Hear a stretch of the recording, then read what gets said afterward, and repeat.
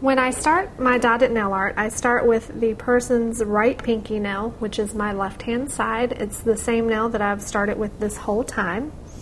Depending on the size of the person's nail bed is the size of the stylus you want to choose. Joyce has a medium nail bed, so I'm not going to want to choose my smallest stylus unless she's just wanting super small dots. The size of the dot you want is also going to depend on the stylus that you are choosing. For Joyce's, we are using the next to smallest for her pinky nail. We're just going to dip the stylus in the polish.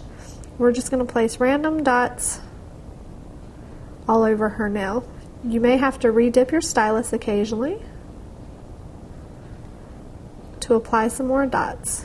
And then when you're done, you want to wipe off your stylus to make sure that the polish that is on the end does not dry up and cause it to start getting stringy over the nail.